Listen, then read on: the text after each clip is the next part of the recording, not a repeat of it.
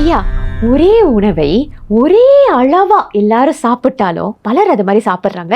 ஏன் அவங்களுக்கு நோய்கள் உருவாகிறது? பரவாயில்லைம்மா, நல்லா கேள்வியை கேட்குறீங்க.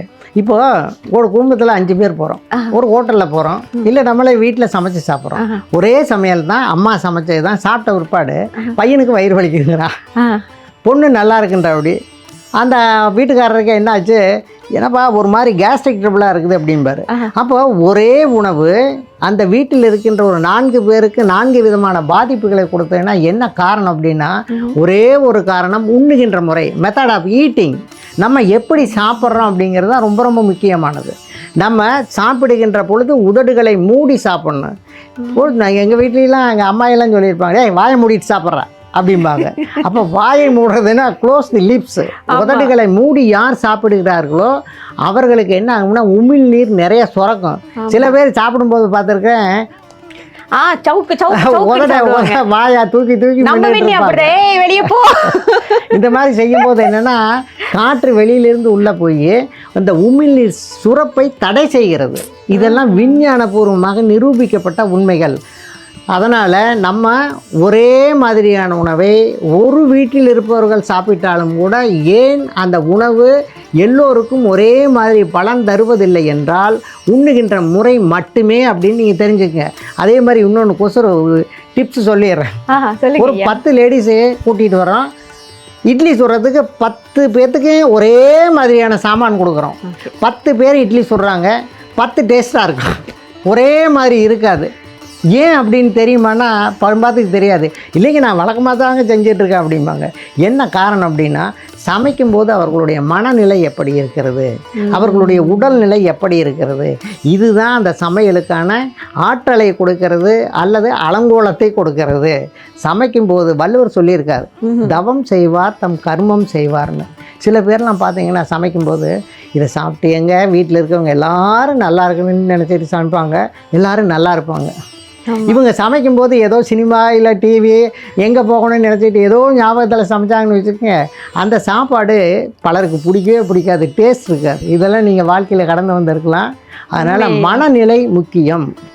உண்மையா நீங்கள் சொல்லும் பொழுது எனக்கு தோணுது, நம்ம வீட்லேயும் அப்படி தான் சந்தோஷமாகவே சமைச்சிட்டு இருந்தாங்கன்னா வீடே ரொம்ப சந்தோஷமாக இருக்கும். சாப்பிடும்போது அப்பா இது அப்படி இருக்கு, அந்த உரப்பு இத்தனை வருஷமா காணுமே அப்படின்ற மாதிரி இருக்கும். இதே ஒரு மனஸ்தாபத்திலேயோ ஒரு கோபத்திலேயோ சமைச்சிட்டு ஒரு சோகத்திலேயோ வந்தாங்கன்னா அந்த சாப்பாடுல டேஸ்ட்லெஸ். ஐயா, இப்போ இட்லியை பற்றி சொல்லியிருந்தீங்க, 10 பேர் இட்லி சொல்றதை பற்றி. இப்போ முத்திரையை 10 பேர் செய்யும் பொழுது அவங்களுக்கு எல்லாத்துக்குமே ஒரே மாதிரி பலன் கிடைக்குமா? நல்ல கேள்விம்மா. நான் முதல்லையே முத்திரையை பற்றி சொல்லியிருந்தேன், கரெக்டாக ஞாபகப்படுத்தி இட்லியோட முத்திரை லிங்க் பண்ணிட்டீங்க. வாசம் வந்தாமா, அதே தான். முத்திரை செய்யும்போது நாங்கள் என்ன சொல்கிறோம் அப்படின்னா, எதற்காக அந்த முத்திரையை செய்கிறோமோ அந்த எண்ணத்தில் இருக்கணும், மூச்சு மெதுவாக இருக்கணும். அதே நினைவோடு செய்யும்போது முத்திரைகள் அவர்களுக்கு 2 நிமிடத்தில் முழுமையான பலன் கொடுத்துருக்கு. 2012 தஞ்சாவூர் டிஸ்ட்ரிக்டில் இந்தியாவில் பேராவூரணி அப்படிங்கிற இடத்துல இருக்க திவ்யா எழுதின போஸ்ட் கார்டு இன்னும் எங்கிட்ட இருக்குது. கழுத்து வலிக்கு ஒரு முத்திரை சொல்லியிருந்தால் அந்த முத்திரையை செஞ்சாங்க. 2 நிமிஷத்தில் அவங்களுக்கு விறுவிறுன்னு ஒரு எலக்ட்ரிக் ஷாக் அடிக்கிற மாதிரி வந்ததாமா, அந்த வலி கம்ப்ளீட்டாக போயிடுச்சான். அதுக்கப்புறம் எப்பெல்லாம் அவங்களுக்கு கழுத்து வலி வருதோ அப்போல்லாம் அந்த ஷாக் அடிக்கிற உணர்வு சரியாக போயிடுது, நான் முத்திரை செய்யாமலேயே சரியாகுது அப்படின்னு சொல்லியிருந்தாங்க.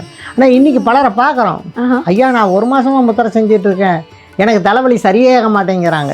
முத்திரை செஞ்சுட்டு என்ன பண்ணிகிட்டு இருப்பாங்க, டிவி பார்த்துட்டு இருப்பாங்க, இல்லைன்னா அடுப்புக்கிட்டு நின்றுட்டு முத்திரையை வச்சுக்கிட்டு சமையல் பண்ணிகிட்டு இருப்பாங்க.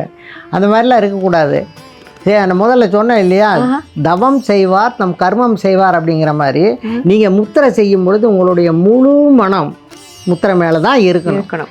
ஏன்னா இது யாருக்காகவும் செய்கிறதில்ல, சமையல் கூட நம்ம வீட்டில் மற்றவங்களுக்காக செய்கிறோம். முத்திரை என்பது உங்களுக்காக நீங்கள் செய்யக்கூடியது. நான் தமாசுக்கு எல்லாத்தையும் சொல்லுவேன், ஏமா உனக்கு இடுப்பு வலிங்கிற, நான் இடுப்பு வலி முத்திரை நான் செஞ்சேன்னா உனக்கு நல்லாமாம்மா அப்படின்னு கேட்பேன். ஈடுபாடு, இன்வால்மெண்ட் அண்ட் இன்ட்ரெஸ்ட், இதை நாங்கள் தமிழ் சொல்லுவேன், 2 eyes are very very important அப்படின்னு. ஆர்வமும் முழு மன ஈடுபாடு எங்கே இருக்குதோ முத்திரைகள் ஒரு சில மணித்துளிகளிலேயே உங்களுக்கு முழுமையான பலனை கொடுக்குங்க. இதை நீங்கள் எழுதி வச்சுக்கோங்க. அருமையாக சொன்னீங்க ஐயா. ஐயா, பஞ்சபூத சிகிச்சைன்னு சொல்கிறாங்க, அதற்கு உதாரணம் சொல்லுங்கள். ஆமாம், பஞ்சபூதம்னா எல்லாத்துக்குமே தெரியும். 5 எலிமெண்ட்ஸ்னு சொல்கிறோம், நிலம், நீர், நெருப்பு, காற்று, ஆகாயம்னு சொல்கிறோம். இப்போது நம்முடைய உடம்பும் அதே பஞ்சபூதங்களில் தான் ஆயிருக்குன்னு சொல்லியிருக்கோம். இப்போது நிலம்னா நம்ம என்ன சொல்கிறோம், மண்ணுன்னு சொல்கிறோம். தண்ணி அதே தான். வெப்பம் அப்படிங்கிறது நெருப்புல இருந்து வர்றதில்ல, சூரியனிலிருந்து வரக்கூடிய வெப்பம், சன் ஹீட். சன் ரேஸுங்கிறது வேறு, சன் ஹீட்டுங்கிறது வேறு. அதுக்கப்புறம் பார்த்தோம்னா காற்று, நமக்கு எல்லாத்துக்கும் தெரியும், நம்ம டெய்லி நம்ம அறியாமல் சுவாசம் பண்ணிக்கிட்டே இருக்கோம். அதுக்கப்புறம் ஆகாயம் அப்படிங்கிறது வெற்றிடம். வெற்றிடம் அப்படின்னா நான் முதல்லே சொன்னேன், லங்கனம் பரம ஔஷதம்னு கேட்டபோது வயிற்றுக்குள்ளே எதையும் போடாமல் அதை காலியாக வச்சுக்கிறதுக்கு பேர் தான் வெற்றிடம்னு பேர், அது ஸ்பேஸ்னு பேர். உதாரணத்துக்கு பாருங்களேன், முழங்கால் வலி இருக்குது, மண் கொஞ்சம் எடுத்துக்கோங்க. மண் எந்த மண், பூமியிலிருந்து ஒரு 2 அடி ஆழத்துலேருந்து எந்த மண்ணை வேணாலும் நீங்கள் எடுத்துக்கலாம். எடுத்து தண்ணியில் குழைச்சி முழங்காலில் நல்லா பேஸ்ட் மாதிரி போட்டு விட்டுட்டு 1 மணி நேரம் கழித்து அதை க்ளீன் பண்ணிடுங்க. ஒரு 10 நாள் செய்யுங்க, முழங்கால் வலி குணமாயிடும். 1 தண்ணீர் சிகிச்சை. தண்ணி இருக்குது இல்லையா, இந்த தண்ணி நம்ம என்ன பண்ணலான்னா, நான் பெரிய வியாதியை சொல்கிறேன், ஹார்ட் ஒரு மாதிரியாக இருக்குது, தண்ணீர் சிகிச்சை. இப்போ என்ன பண்ணணும், இப்படி ஸ்லாண்டிங்காக படுத்துக்கணும். இந்த பக்கம் வெந்நீர் ஒரு பவுலில் இருக்கணும், இந்த பக்கம் ஆர்டினரி வாட்டர், நார்மல் வாட்டர் ஒரு பவுலில் இருக்கணும்.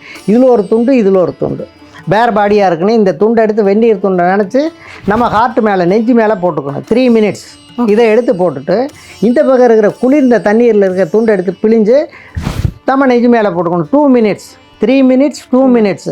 நம்ம இதெல்லாம் எடுக்கிறதுக்கு 1 நிமிஷம். இந்த மாதிரி 6 முறை செய்யணும்.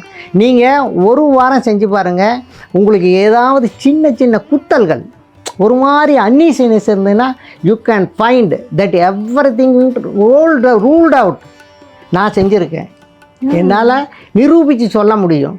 நீங்கள் இன்றைக்கி நேற்று கூட ஒருத்தர் சொன்னேன், 4 வாரம், வாரத்துக்கு 1 முறை செய்யுங்க, உங்களுக்கு எந்த பிரச்சனையும் இருக்காதுன்னு. தண்ணியினுடைய சிகிச்சை. சூரியனுடைய வெப்பம் இருக்குது பார்த்தீங்களா, சொரியாசிஸ், இச்சிங்கு, ரேசஸ்ஸு.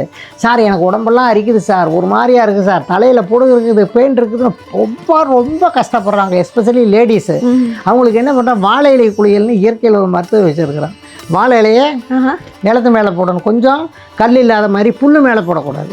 அது மேலே வர படக்க வச்சு அவர் மேலே வாழை இலையை போட்டு கட்டி விட்டுட்டோம்னா, காலையில் ஒரு 11 மணிக்குள்ளே, 9 to 11, இல்லைன்னா சாயந்தரம் 3 to 4 வச்சுக்கலாம்.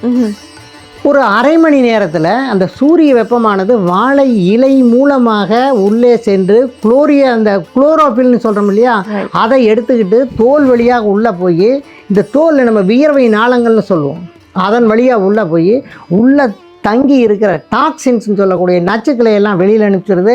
நீங்கள் ஒரு நாள் போட்டு பாருங்கள், இல்லைன்னா நம்ம நிறையா வாழை இலை குழியில் எங்கே போடுறாங்கன்னு தெரிஞ்சுட்டு போங்க. அதுக்கு அரை மணி நேரத்தில் உங்கள் உடம்புலேருந்து எவ்வளோ வேர்வை வருதுன்னு நீங்கள் செஞ்சுக்கலாம். இது ஒரு அற்புதமான சிகிச்சை. அப்போ நம்ம அறியாமலேயே மூச்சு இழுத்துட்டு இருக்கோம் இல்லையா, நம்ம உறுதியாக சொல்லலாம்.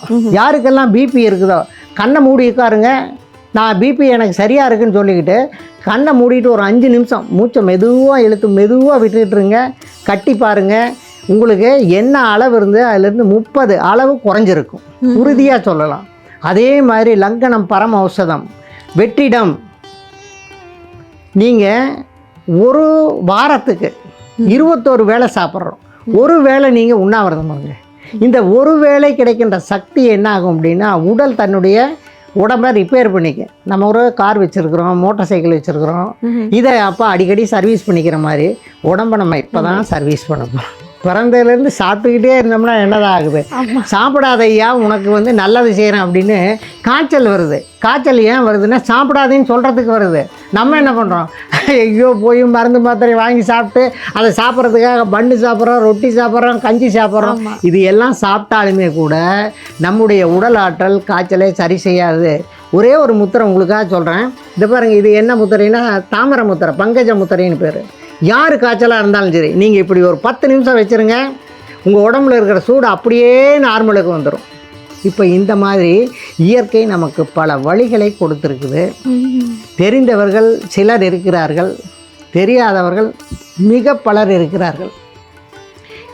அந்த தெரியாதவர்களுக்கு விவரம் தெரிவதில்லை, தெரிந்தவர்கள் சொன்னாலும் அவர்கள் நம்புவதில்லை, நம்பினாலும் அதை செய்வதற்கு அவர்கள் மனம் இடம் தருவதில்லை. ஏன்னா நம்ம மைண்டு கரப்ட் ஆகிடுச்சு.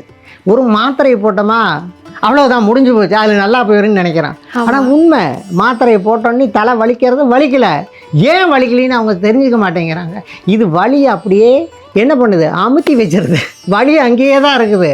இது தெரியாமல் மக்கள் தடுமாறிட்டு இருக்காங்க. அவர்களுக்குள்ள ஒரு பெரிய விழிப்புணர்வை கொண்டு வரணும் அப்படிங்கிற பணியில் நம்மை போன்றவர்கள்லாம் இணைஞ்சிருக்கிறோம். அதனால் மக்களே, உங்கள் வாழ்க்கை உங்கள் கையில். நீங்கள் நல்லா இருக்குன்னு நினச்சிங்கன்னா நிச்சயமாக நீங்கள் நல்லா இருக்கலாம். அதை மறந்துடாதீங்க. வழிமுறைக்கு கொண்டு வந்தாங்கன்னா ரொம்ப நல்லா இருக்கும். ஐயா, அடுத்த கேள்விக்கு போயிடலாம். கிட்னியை சுத்தப்படுத்துவது எப்படி ஐயா? நல்லா கேட்டிருக்கீங்க.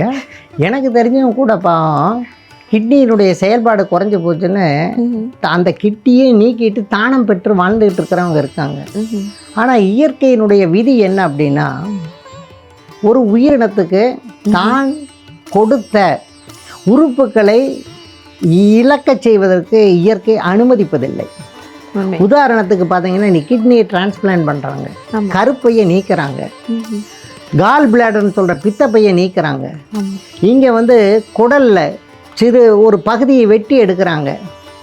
இதெல்லாம் ஆங்கில மருத்துவத்தின் முன்னேற்றம்னு சொல்லிக்கிறோம். நம்ம அதை பற்றி சொல்ல வரல. ஆனால் இயற்கை நமக்கு என்ன சொல்லுது அப்படின்னா, படைக்கின்ற போது நீ தாயின் வயிற்றிலிருந்து வந்த போது என்ன உறுப்புகள் இருந்ததோ அதனை நீக்குவதற்கு யாருக்கும் அதிகாரம் கிடையாதுன்னு சொல்லுது. இப்போ நீங்கள் கேட்கலாம், சார் வரும்போது முடி இருந்தது ஆனால் பல்லு இல்லையே, பல்லு இடையில தானே வந்தது, அதை நீக்கலாமான்னு. அதையும் நீக்கக்கூடாது. தானாக விழுந்துட்டு விட்டுருங்க. பல்லு பெரும்பாலும் வயதாகி இயற்கை மரணம்னு வரும்போது பெரும்பாலும் பற்கள் இருக்காது.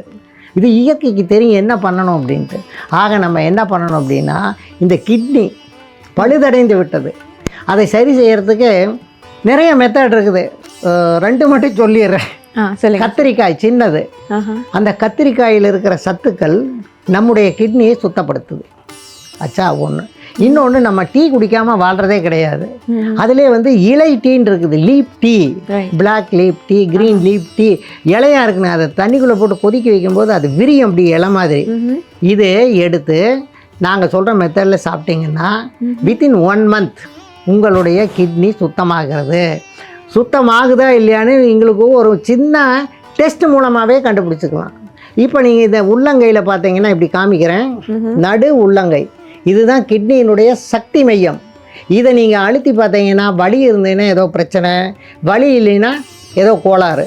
நீங்கள் அழுத்திக்கிட்டே இருங்க 3 நாள் 4 நாள், கிட்னி நல்லா இருக்குன்னு வலியெல்லாம் போய்ட்டு நோ ப்ராப்ளம். ஆக கிட்னியை நம்மால் சுத்தப்படுத்த முடியும் அப்படின்னு நம்புங்க. ஐயா, ஒரு கேள்வி. இப்போ நீங்கள் சொன்னது அந்த கிட்னியை பற்றி, இது ஆரம்ப கட்டத்தில் கிட்னிக்கு பழுதாகிறவங்களுக்கா இல்லை 2 கிட்னியும் ஃபெயில் ஆனவங்களுக்கா? நல்ல கேள்விமா. ஆமாம், ஆரம்ப கட்டத்தில் இருக்கிறவங்க இதை செஞ்சாங்கன்னா 100% பலன் கிடைக்கும்னு சொல்லுவோம். மற்றபடி அவங்களுக்கு ரிப்போர்ட்டு இல்லை அவங்க என்ன பண்ணியிருக்காங்க, அவங்களுக்கு என்ன பாதிப்பு இருக்குதுன்னு சொல்லும்போது அவர்களுடைய உடல்நிலையை பரிசோதித்து எந்த மாதிரி நம்ம சொன்னோம்னா சரியாக இருக்குன்னு பார்த்து சொல்லுவோம்.